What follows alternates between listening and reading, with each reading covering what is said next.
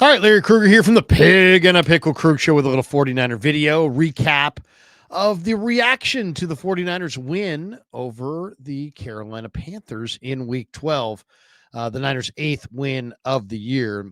It was a good win for the 49ers for sure. Brock Purdy threw 3 interceptions and they still found a way to win. I mean, that's really the bottom line.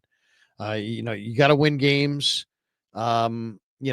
Bottom line, you just got to win games. It doesn't matter what they look like. Nobody cares if it's a 1-point win or if it's an 11-point win. This was 20-9, but it was a good win for the 49ers because Purdy didn't play well, right? He threw 3 interceptions on 8 throws in the first half, and Kyle took the ball out of his hands in the second half and really just ran the ball. I mean, he was 9 for 9 in the second half, but for the most part, they took the ball out of his hands. Another good performance from McCaffrey, 89 yards on the ground, 53 yards in the air, 7 receptions, 24 carries. I mean, he just continues to play great football, really great football. I thought the Niners safeties played great in this thing as well. Malik Mustafa, 7 tackles to lead the way, 7 of them all solo. And he really had some tone-setting hits. And then Ji'Ayir Brown, 2 interceptions, 5 tackles, 4 solo, 2 interceptions.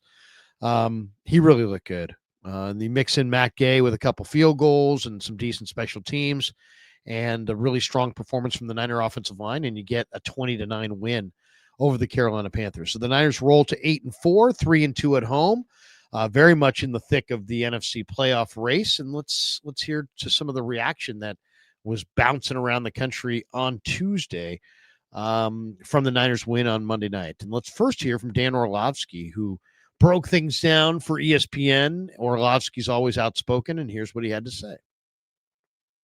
So, Brock, I would tell you that if you look at the interceptions and why they happen, Brock has always been a player in his first couple years that you marveled at how early he threw the football, yet down the field. He had this almost like unrealistic anticipation where you're sitting there going, how can you cut that ball early or cut that ball from your hands so early down the field and still have it placed perfectly? The interceptions this season are far too often late. The anticipation is gone. And there's guys that don't have to play with a ton of anticipation. I heard Coach talk about this. Stafford's one of them. Josh was certainly one early in his career. Patrick, because they've got these cannons for arms. Brock doesn't. And so he was playing at such a high level because he played so fast and the ball came out of his hands so much sooner than the route kind of established itself. Look, these clips, they're all 3 hitches. This offense is not built on 3 hitch throws. Coach knows this as well as any. This offense is not built on 3 hitch throws. You get to the top of your drop, that ball's out of your hands. And if it's not, watch how many hitches he takes here. 1, 2, 3, 3.5. And then it's late. So am I concerned? Well, yes, because that was the strength of his game. But also at the same time, it's something that he's shown that's not necessarily who he is. And it's absolutely correctable.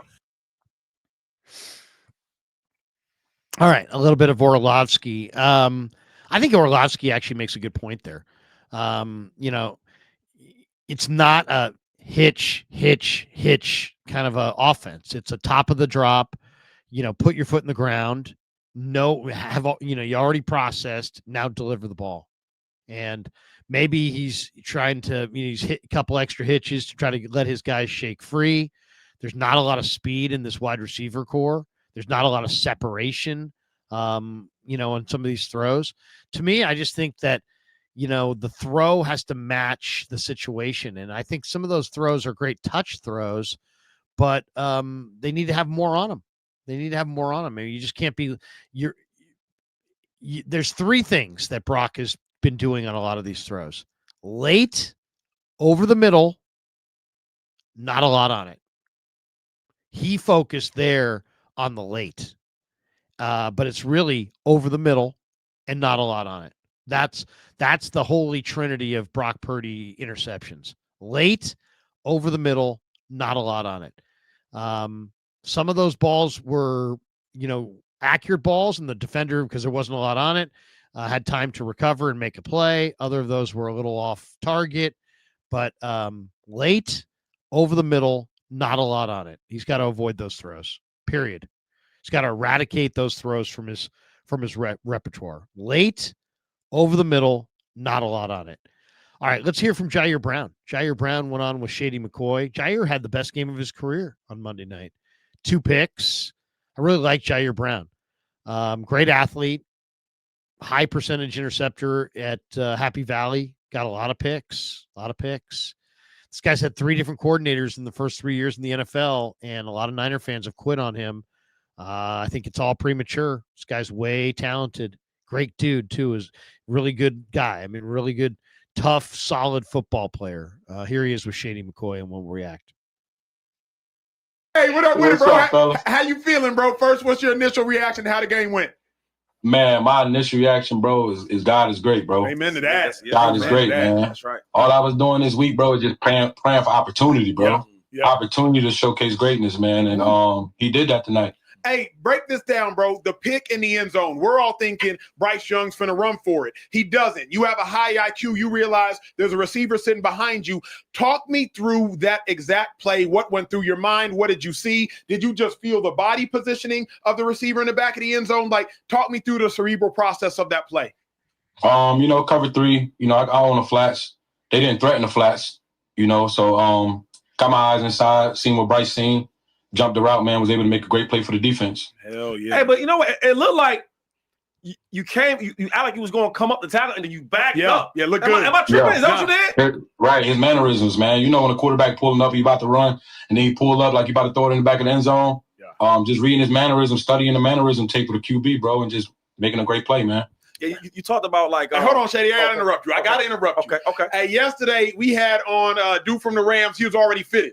You know what I'm saying? We had Byron Young going, had his whole outfit on. We seen his whole drip. You still in your jersey.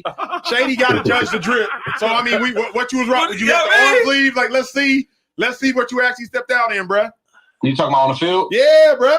I threw it in the crowd, man. I threw all my gloves in the crowd, man. My arm sleeves. Okay. I threw it all in the crowd, but I wore the double sleeves tonight, no white sleeves, white gloves. No judgment. You know what I mean? We got to play the game. We got to play the game. You're right. Go ahead, Tupac. You talking about the preparation, though, right? And is there something that you've seen in Bryce Young studying him? Like, you know what? I'm going to give me some picks. Mm-hmm. He going to give me some picks. That's a good question. Bryce is a smart quarterback, man.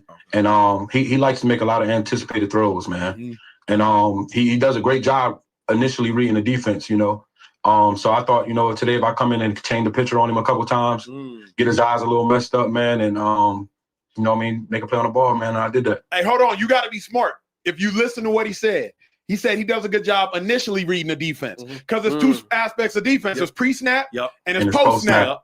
So pre-snap, did you try to show him like 2 high picture? Did you try to show him a single high picture? It's to speak easy. Let's really talk ball. What was your thought process to fooling Bryce Young? Show 2 high, move to 1. Show 1, move to 2. Talk me through it. Exactly, man. Showing 1 high, popping to 2. Showing pressure, popping to 2. Showing 1 high, showing 2 high, popping to 3. You know what I mean? So you couldn't really tell. All week we've been. Last couple games we've been doing straight 2 shell. Yeah. And this week we came and changed the picture on him with straight 1 high. Yeah. And we was popping into a lot of 2 shell off of that. Hey, I gotta ask this, bro, because as a defensive coordinator, Robert Saleh is one of my favorite in the game. He's OG. Bro. I hated when he left. I'm glad he's back. What's the biggest difference now for this defense? For the last 2 years, y'all been trying to find your way, and Shady will tell you, though I play for the Eagles, the Niners still my favorite team to watch because of y'all brand of defense. What's the biggest difference in having Robert Saleh back between them double doors and in them walls, bro? Bro, honestly, bro, it's the passion, bro. Yeah. When you see somebody put in the work and you see them, here late nights, here early mornings, and the desperate approach to the game. Yeah, that's a good word. Of just wanting to win, bro. I can't sell you, bro. I got to go out there and execute your game plan to the best of my abilities, So as long as he keep bringing that passion, man, and that energy, it's going to trickle down through the whole defense. Question for you, bro. My cause, my cleats. Did you have something that was important to you? What did you rock? You got it out. Can you show the world? Tell the world what's the story? What was the design? What you got for us? I rock the my cause, my cleats, for the inner city kids, kids like me, where I come from, struggle coming up, didn't have resources, didn't have opportunities, and I'm a huge representation of that. Yeah. You know, so I just wanted to, you know, showcase that, you know, because I wish I had somebody to showcase that for me when I was coming up. There you go. Little Ji'Ayir Brown there. Some really interesting stuff there. One, this guy's a high percentage interceptor. I mean, 10 interceptions. He played 3 years at Happy Valley. He had 10 interceptions over his final 2 years. This guy knows where the ball is. He knows how to get it. So now that he's starting to adapt to the speed of the league and understand the nuances, see the patterns of coverage and route combos, he's just a much smarter player. You're going to see him pick off passes, I think, throughout the bulk of his career going forward. So really like that aspect. I thought it was interesting how he talked about how, they went for some one eye to two shell and gave Bryce Young, they had gone two shell the week before almost exclusively against Brissett with the two deep safeties in the middle of the field, and that they gave him some single high looks and rotated and, post snap into something else to kind of try to create that indecision in the mind of a young quarterback. And I thought that was really interesting. And then, how could you not think the last part about Saleh was interesting? I mean, if there was one thing about Nick Sorensen that was so frustrating, is that he had totally no passion at all in his presentation as an orator in front of a group of people. I mean, he just the least convincing, the least passionate, the least energetic. I mean, it's like if he loved his job, you never would have known it. I mean, he just seemed like he was there being held there against his will. I mean, he just didn't sound like he didn't have that passion. And the one thing about Robert Saleh is he does have that passion. And you heard Ji'Ayir Brown reference that passion and what that does to a player to motivate them to bring out the very best in what they do. And I'm going to ask Robert Saleh about that when we get a chance to talk to him this week about how vitally important he thinks coaching with passion is in the grand scheme of things. So I'm glad I watched that because definitely gave me an idea of something I want to explore with Saleh later on this week. And this is some of the best stuff I think is born out of some of these little anecdotes that come up in these one-on-ones. Good job there by Shady McCoy and Acho, Sam Acho, or it's Emmanuel Acho, I should say, doing the sit down there. All right, a little break from the content to tell you about something I've been rocking lately. That's right, Chubbies. You like it? You guys like the Chubbies? The leaves are turning. The air's crisp. Fall is here. Weekends finally feel like football season. And just because it's cooling off doesn't mean your style has to. Chubbies keeps the fun rolling right into fall with soft, stretchy, fall-ready staples built for maximum comfort and minimal effort. Their new fall collection is awesome. I've been wearing the Everywhere Jogger, and it's perfect for a quick nap, running errands, or those last-minute grocery store runs before kickoff.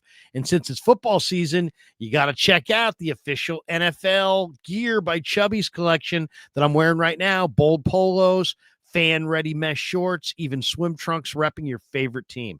Perfect for tailgates, watch parties, or couch-side touchdown dances. For a limited time, our friends at Chubbies are giving our listeners 20% off with the promo code Larry at Chubbies Sports or Chubbies Shorts. .com/Larry. That's 20% off your order with code Larry at chubbiesshorts.com/Larry. Once again, chubbiesshorts.com/Larry. Support the show and field your best fit this fall with Chubbies. All right, let's hear from we're going to hear from a couple guys here. Let's hear from Colin Cowherd. Cowherd is just annoying as hell, really. But he, last week he's rah Purdy. Oh, Purdy's much better than I think. Today, Purdy's a right-handed Tua. All right, this guy's exhausting. But here's Cowherd. We'll see what he had to say and we'll react. Brock Purdy's last 20 starts, 30 touchdowns, 19 interceptions, passer rating that's equal to Tua. And what did I always call Brock Purdy? A right-handed Tua. A little mobility, not a big arm, little injury prone. Tua, don't trust him in cold weather. Brock Purdy's had ball security issues in wet weather. It's the same guy. It really is. I think Tua throws a more accurate ball consistently. I think Purdy's a little bit better athlete and a much more aggressive thrower of the football. But in the last 20 starts, with injuries and you have to move off people because you're paying Purdy and other people now. Brock Purdy's a mid-90 passer rating guy with injuries. That's what he is. Don't shoot the messenger. That's what he is right now. Brock.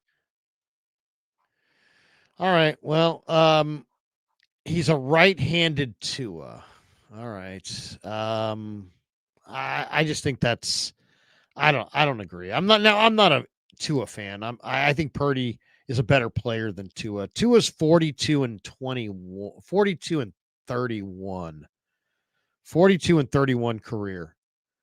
He's completed 68%, 117 touchdowns, 57 picks, 17,000 yards, 4-7 this year. So let's take a look at Purdy by comparison and see how those numbers shake out. Let's see. So Purdy is 26 and 14 career, and he's got 72 touchdowns and 34 interceptions. So it's a lot of interceptions for sure. 8.7 yards per attempt for Brock Purdy, 7.5 yards per attempt for Tua. Similar size. Both guys are 6'1", 225. Tua's had more injury problems. I think they're totally different. Here's why. And this is where a non-football guy like Cowherd misses out. Is that I think that if you watch Brock film, it's pretty obvious. Brock processes what he sees really well pre-snap, knows where he's going with the football usually right away. And is done all the mental reps and really cannot be fooled. Where Tua Tagovailoa, I don't think is the same player at all. I think Tua Tagovailoa has benefited greatly from being with Mike McDaniel, but he's not a good late in the down thrower. And if the play that's called in the huddle isn't there, I think he just becomes almost non-functional. And the other thing with Tua is I don't think he processes what he sees at the line of scrimmage at all. I mean, I think Brock's one of the great processors, and I think Tua doesn't process well at all. Now, I guess you could look at the height, and you could look at the size, the weight, and the record and the touchdowns, interceptions, and make a comparison. But I really think that if you really studied the players and talked to like quarterback coaches, you'd find out that Purdy's a really, really smart processor and that Tua is really raw as a processor. So I don't think it's a good comparison necessarily, but I do understand why somebody who's just looking at just the tangibles would look at that and be like, yep, 6'1", 225 lefty, 6'1", 225 righty, basically both guys in between 25 and 30. Both guys have completed a decent percentage.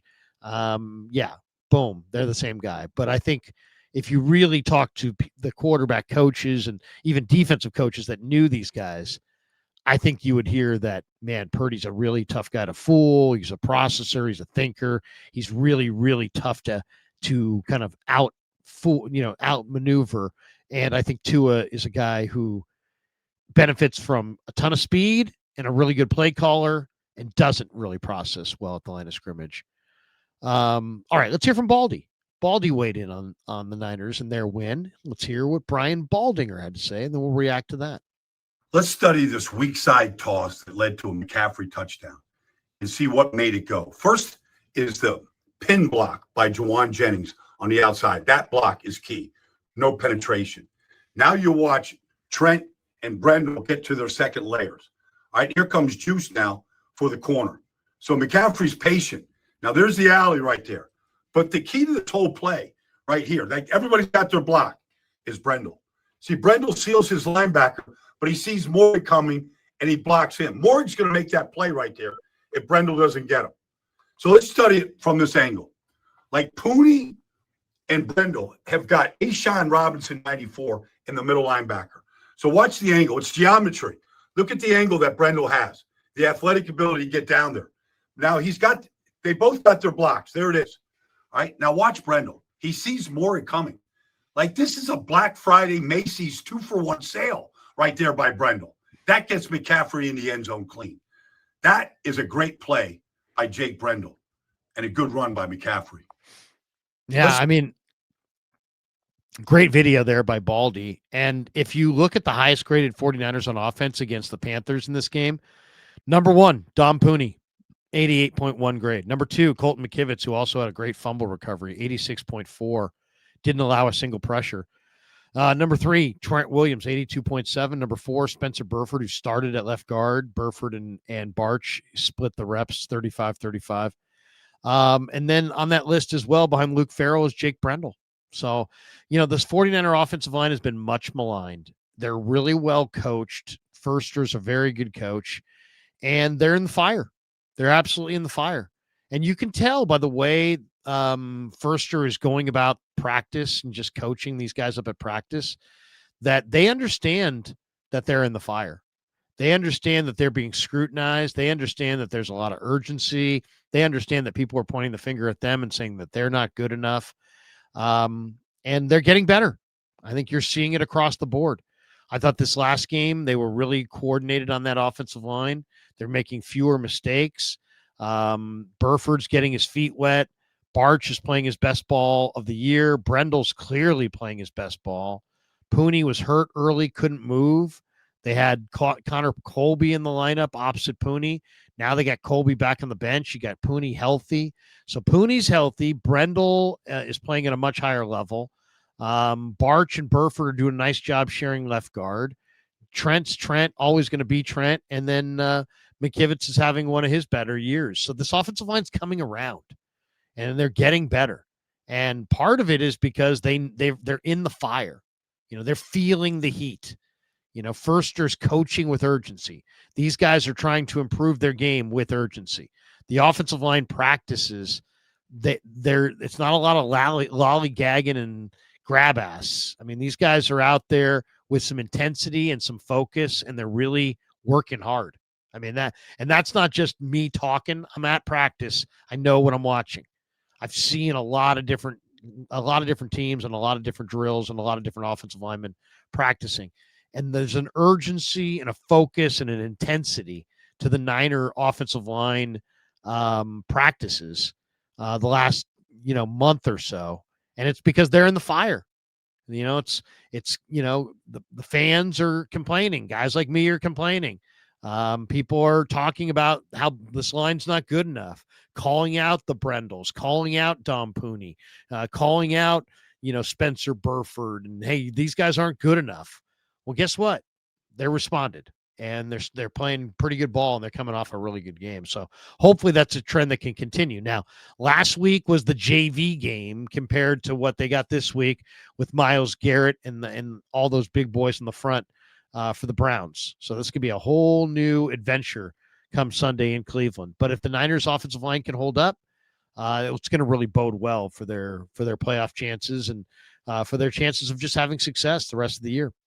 All right, so there you go. A little breakdown of what's going on in Ninerland and some of the reaction around the country to the 49ers' 11-point win over the Carolina Panthers. We should tell everybody we're brought to you by Sleeper, the 49er football season presented by Sleeper, the fastest growing fantasy platform in the world. That's a one-stop shop. You get blazing fast news, real-time stats, group chat, season-long leagues, and, of course, Sleeper picks for daily fantasy. Use promo code Larry, and Sleeper will match your first deposit up to $100. Links in the description. Terms and conditions do apply. And also thanks to Pig and a Pickle. 2 locations right now, Emeryville and Corte Madera. You got a third one on the way in Petaluma. Join us at Corte Madera, Pig and a Pickle on December 7th during the bye week for our 49er Krug Show meet and greet. We'll be there hanging out, watching football, eating barbecue, and having a good old time. Sunday, December 7th. Stop by, maybe do a little Christmas shopping in the Corte Madera Mall, watch some NFL ball with the Niners during the bye week, and have some barbecue over at Pig and a Pickle. So we'll be there throughout the day on December 7th. And thanks to all of you guys for supporting the Krug Show on YouTube.